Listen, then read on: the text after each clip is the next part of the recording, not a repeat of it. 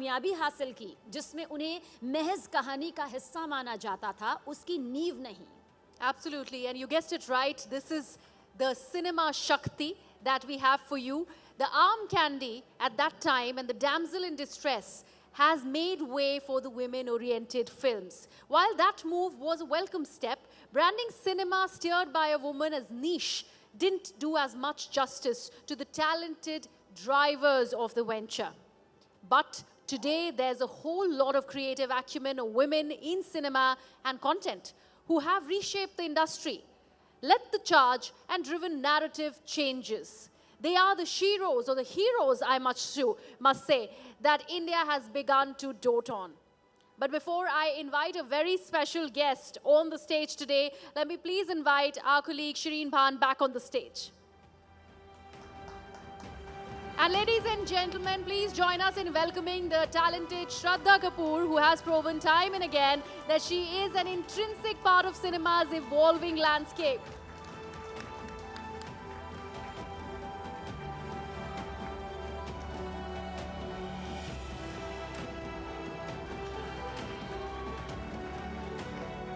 Look at that. Look at the welcome that you just got, Shraddha Kapoor. Ladies and gentlemen, a big round of applause for Shraddha Kapoor. Okay, are all the flying kisses done? And we're not even in Parliament. Please take a seat. Well, I can see that we've got a couple of tables full of your fans right here, Shraddha. But for those of you who haven't followed her career as closely as her fans have, let me very quickly take you through her journey so far. You've been in the industry for a little over 10 years now? I think so. You think so? I think so. Does it feel much longer? Because, you know, sometimes it feels like, literally on every film, it feels like, okay, I've not done this aspect of being an actor, I've not done that aspect of being an actor. So every film feels like a debut in some way or the other. So my makeup artist and dear friend, Shraddha Nayak, who's also here, because she's been with me for the few years that I've been around, we keep fighting about who knows how many years it's actually been. So yes. So what's the average that the two of you have arrived at between the both of you? I think it's been about 12 years. Yeah. So I was right. I said a little over 10 years. So you've spent a little over 10 years in the movie business. But you've grown up around the movie business. Your father is an actor. We just heard from your illustrious aunts, and of course your cousin is here within the hall as well, watching you. So you've grown up around the movies. Did you ever consider wanting to do or be anything else, or this was it? This was it, because this is what I grew up seeing in my household. I've grown up with the maternal side of my family predominantly, where I have my maushis, I have my grand aunt, I had my nana, who's was a very well-renowned classical musician. So I've grown up in a family of basically family members being in the creative arts. So for me, it's all that I knew.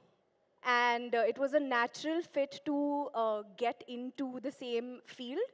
But I have to say that, you know, when you're in school and a lot of people tell you ki, you know. Oh my God, you really have a fan club right here in the room. I mean, they're the best. You know, there's so much love that I get from my well-wishers and my fans. It just overwhelms me all the time. So I have to say that, for me, you guys threw me off track now. You were narrating an incident from school. And fully threw me off track.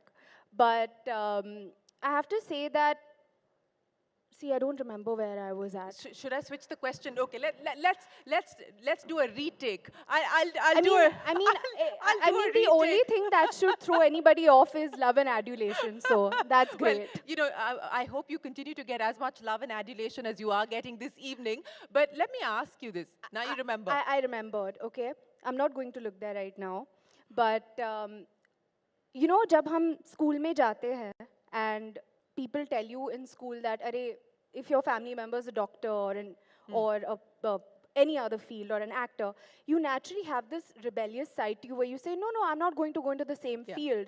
So I naturally had the same side to me where when people would tell me, you're going to be an actress, of course you're going to be an actress. And I'd be like, no, I'm not. But deep down, I always wanted to be. And it just organically happened that I developed a passion for it as well. And you know, you've spent the last 12 years now doing what you love doing. But what I want to understand from you, Shraddha, is, and you know, as a young person, as a young woman specifically, getting into the movie business, even though you're familiar with it, you're comfortable with your environment, did you always feel the need that you needed to conform to what an actress is supposed to look like, how an actress is supposed to be? You know, was that always, did that constrain you, at least in the first few years, where it was hard for you to maybe express who you really were? Did you bring your authentic self to the set, or were you trying to play a part even in real life? That's a very interesting question, and I have to say that the way that you think starts in your household. And your perspective to life and the way that you look at life starts at a very young age. So I feel so proud to say that I come from a household where my brother and I, we were treated equally. For us, I was never told कि अरे, you know, आपकी मासी एक औरत है और देखो उन्होंने क्या कामयाबी पाई है लाइफ में, औरत बन के उन्होंने कामयाबी पाई है.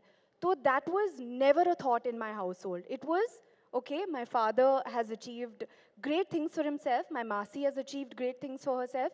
You should also strive to be like that. So having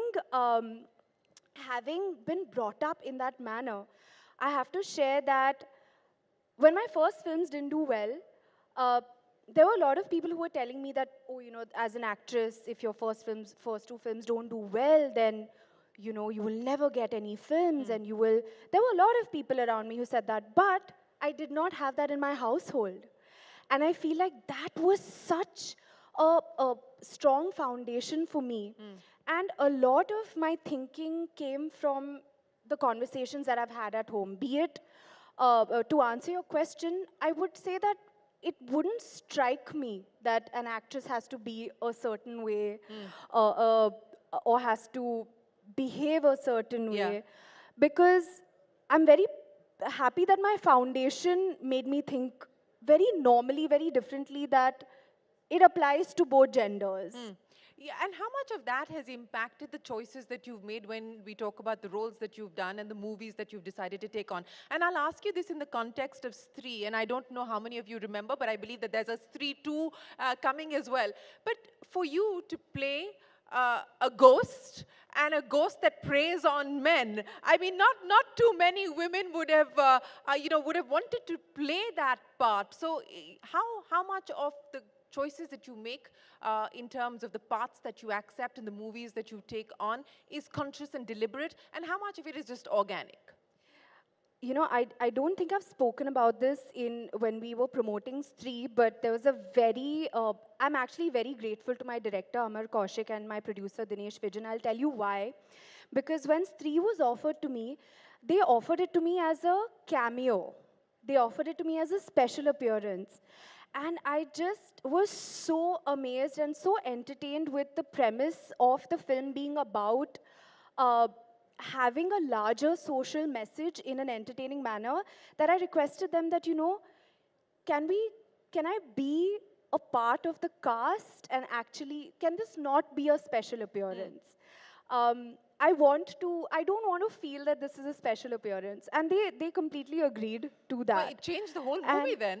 And I feel like for me to be a part of that, to be the front runner, to be right there, proudly being on the poster of that film and being right in the front, I felt that I'm proud of this film because for filmmakers to touch upon, as I said, social causes, social conversations in an entertaining manner, I don't know how many of them do it very successfully.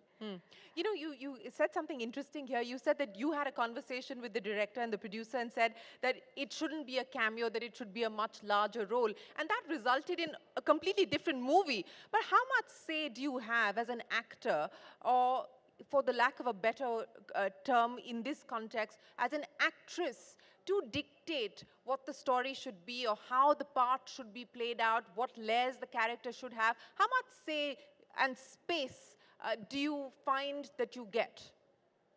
You know, Shireen, actually, when you start meeting people for a film, or you start hearing a film, you start interacting with producers, you start interacting with the makers, very early on in the meetings, and I've started figuring this out, I can gauge how they are seeing a character. I can gauge, okay, they're seeing this character to be a significant character in the film.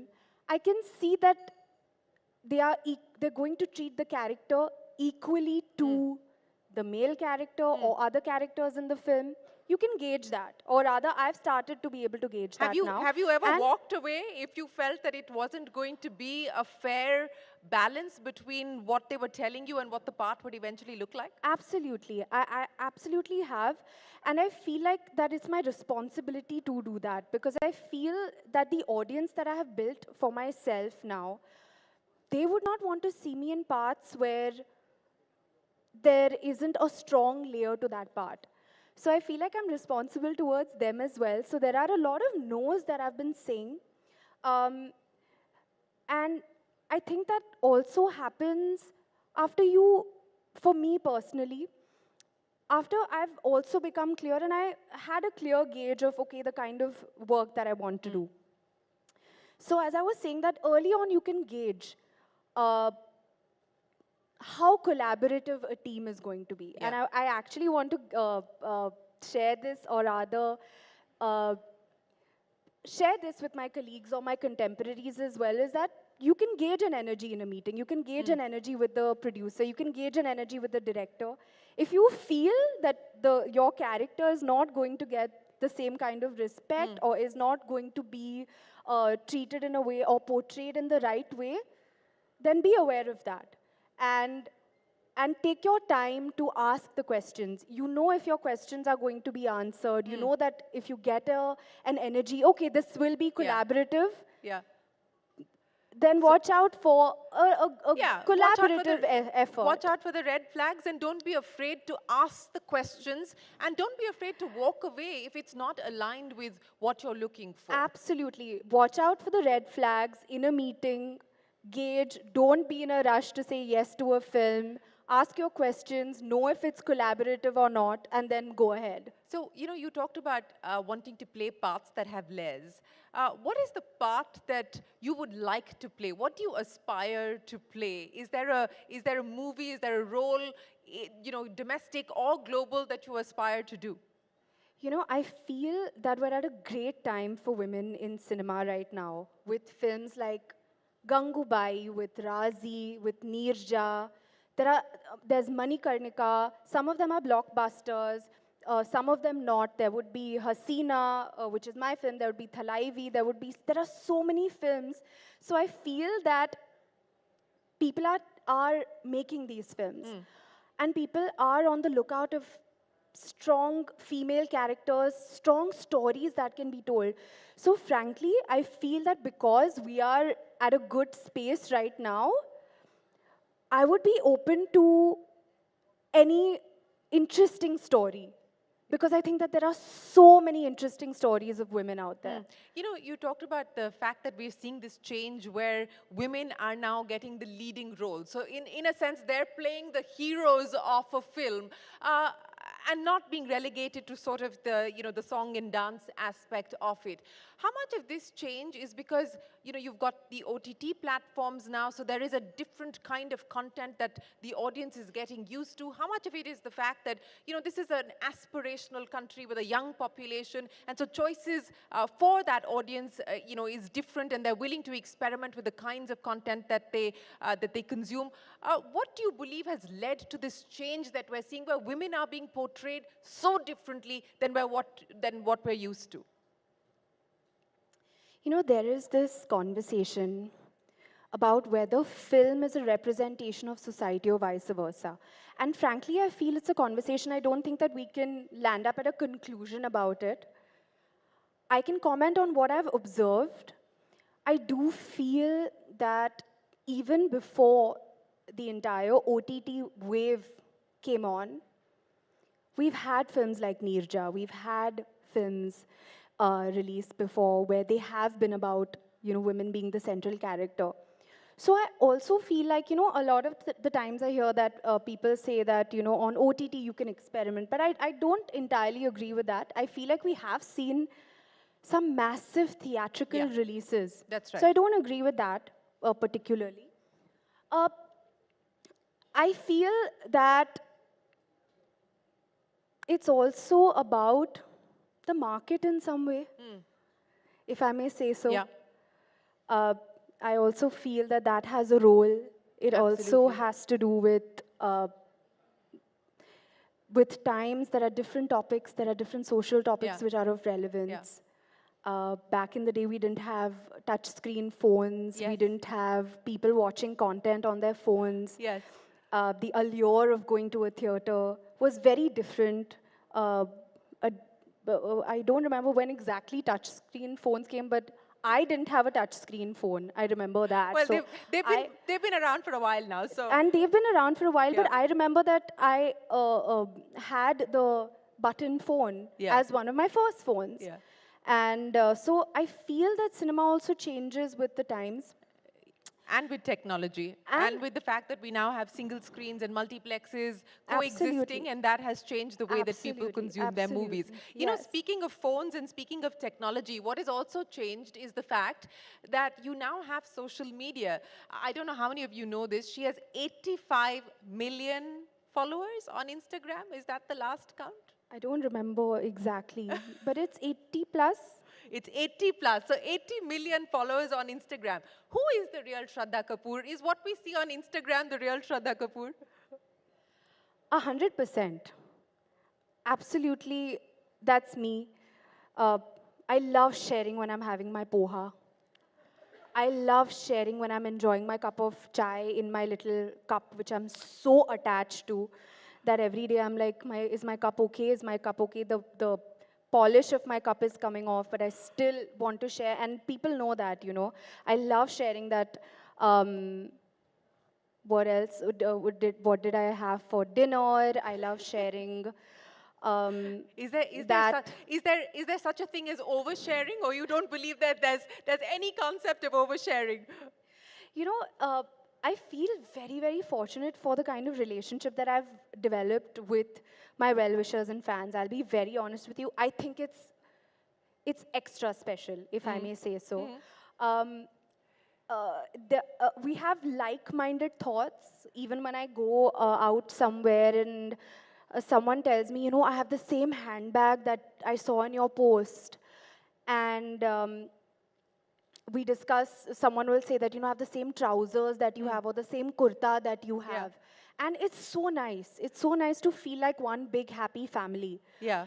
And it's... But what about the mystery and the mystique and the aura? I mean, before Instagram and before social media, you knew very little about the personal lives or behind the scenes or what an actor or an actress were like. And that perhaps that mystique and that mystery perhaps elongated their careers as well. Do you believe that that is the case, and perhaps this need to constantly put things out about yourself and share as much as you do takes away from that?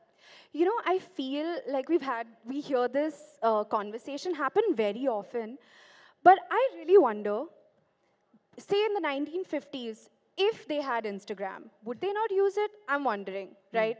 Would they not use Instagram if they had touchscreen phones and the OTT platforms? Would they be like, no, I'm not going to watch something on my phone? I wonder. So I feel, again, we go back to that conversation about changing times and technology, and basically, the only constant is change, right? Yeah. It's pretty much that. I do feel that from my personal experience, my relationship with my fans has been enhanced to a whole other level being on social media. Because of the immediacy of the contact as well as the access that Absolutely. you've been able to give them. So you do control the Absolutely. narrative and you control your own story as And well. I have to tell you that the kind of joy that I feel when I'm reading their DMs or when I get to go on. Do you read them or do you have a social media manager? I read them, and I have to say that I have to tell myself, okay, how much has my screen time been today? I have to look at that as well. But it's all me, and I have to tell you that the joy that I get when I read DMs and when I read comments and I get to interact on comments, and you really know what someone is thinking. You know, I don't know how much of that existed because Yeah. I would imagine that stardom was also a lot more sheltered, perhaps. Yeah. To a certain degree, Yeah. is my imagination of it. Um, so I have no qualms in the era that I'm in, and I'm embracing it wholly and solely. Yeah, clearly, with 85 million followers, it clearly shows that you're embracing it. But you know, that's the good and the bad side of this. So the good is that you're getting all of this adulation and love immediately from your fans, and they're responding to you pretty much in real time. But you can also have a situation where you have people not say very nice things to you because anonymity provides that safety to say whatever you want to say without any consequences. How do you deal with that? I apply the same kind of thinking that I've been brought up with, which is perspective, which is what you pay attention to grows. If you believe, if I focus on the love and adulation, and if I focus on also trying to hope that when I share candid aspects of my life, maybe someone is going to um, get inspired in some way also. So I focus on that very, very frankly. And I feel that that is something that I use also as my strength.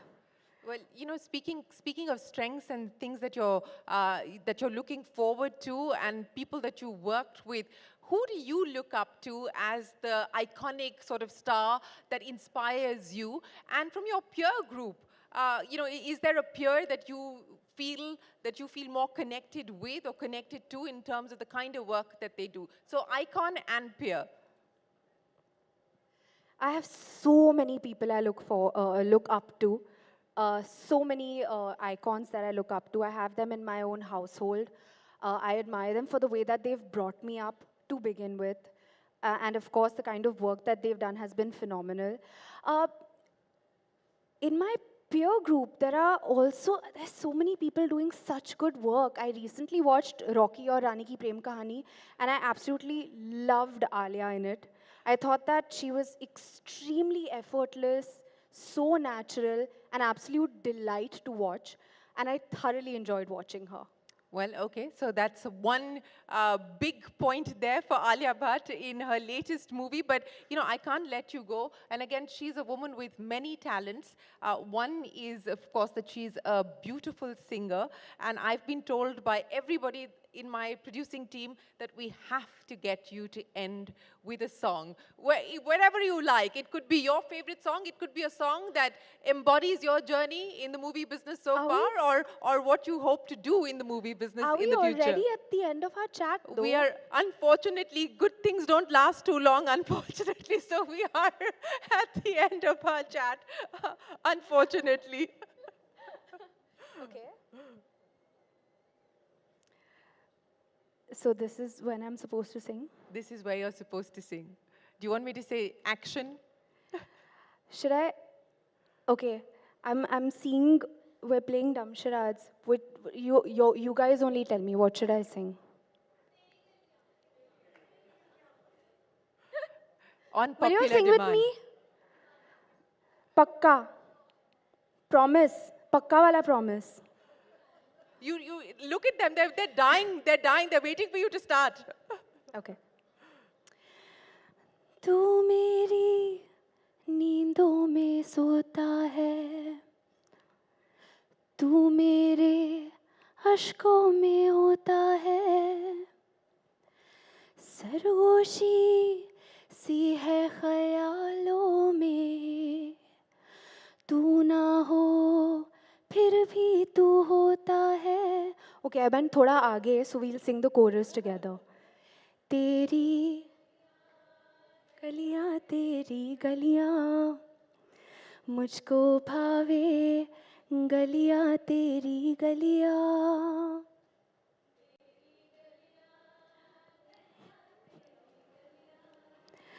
यूं ही तड़पावे गलियां तेरी गलियां. Thank you so much. Shraddha Kapoor, thank you for being such a wonderful sport, and thank you so much for sharing your life story, your life's journey, but more importantly, your dreams and aspirations with us here on this platform. Ladies and gentlemen, a big round of applause Thank you. for Thank you, Shraddha everyone. Kapoor. Thank you so much, Shraddha. And Shereen, I'd also request you, Shraddha, please stay on stage. There's a memento that is waiting for you.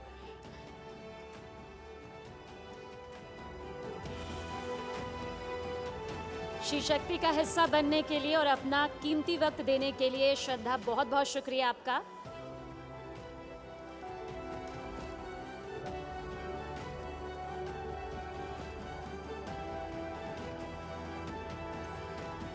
और आगे भी आप सब हमारे साथ बने रहिएगा, क्योंकि एक बेहद खास सेशन आगे आपका इंतजार कर रहा है, जो हम सभी की जिंदगी का एक अटूट हिस्सा बन चुका है.